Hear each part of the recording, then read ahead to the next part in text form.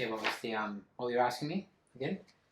I'm interested in the farmers, and you were saying that the farmers are under pressure to continue down the agrochemical route. Why is that? Well, let's have a look at the cost of agrochemicals firstly. Pesticides have gone up, urea through the roof, probably 3,000–4,000%. Superphosphate's gone up.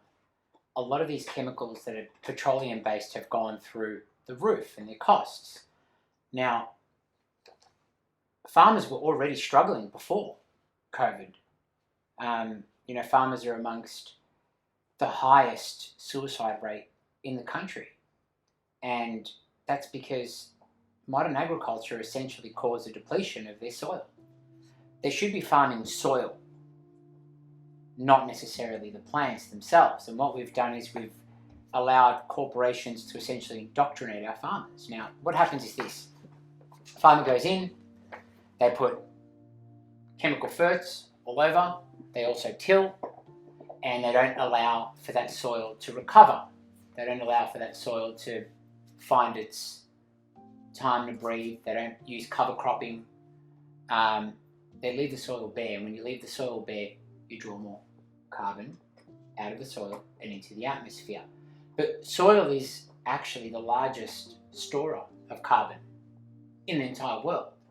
That's where it belongs, and we need to put it back where it belongs. And the only way you can do that is with healthy soil. If your soil's not healthy, you're done.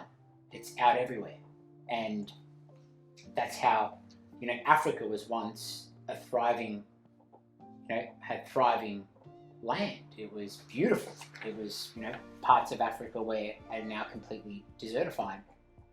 4,000 years ago are now completely, they were beautiful, lush forests are now complete deserts, like the Sahara. But why aren't we talking about these things? Why aren't we talking about the issues of soil? Desertification happens because of tilling, so maybe just say. Well, it's a number of things. Desertification happens from tilling, it happens from agrochemicals that are being pumped into the soil, which kill essentially the immune system of the soil, that end up in your water planes.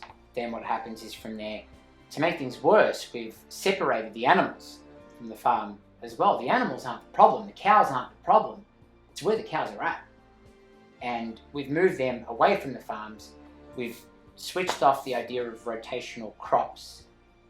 Biodiversity in crops, we've gone into monocropping, and we've put the animals away from the farms, and now we have the system of agriculture that's failing.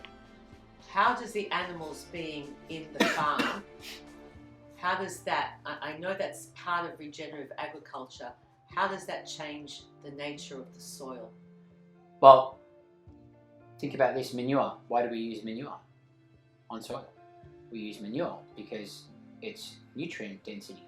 It's high nutrient value. Cows and animals should be allowed to graze on farms, and then you rotate them.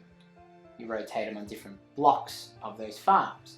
So then their manure and their waste essentially creates like a glad wrap over the soil, which then stops the carbon from leaving and creates more enrichment of the soil. So you mean instead of importing these nutrients into the soil through pesticides and fertilizers from somewhere else and all the miles that costs us, it's just happening in one place. So that reduces the cost, the carbon cost. Absolutely. Of just Absolutely. creating the soil or maintaining the soil. Absolutely. But the advantage to farmers is this as well. If you're growing more than one crop, if corn drops, for example, the price of corn drops overnight, and you're only growing corn, what happens to your profits? They drop. But if you've got diversity of corn and wheat and barley and, you've got a whole bunch of different things growing at the same time, you can actually diversify your entire portfolio. It's like shares. You're not going to put all your shares in one basket. You're going to diversify just in case. Like nature. Like nature. How nature diversifies. And the more diversity you have, the better. Cool.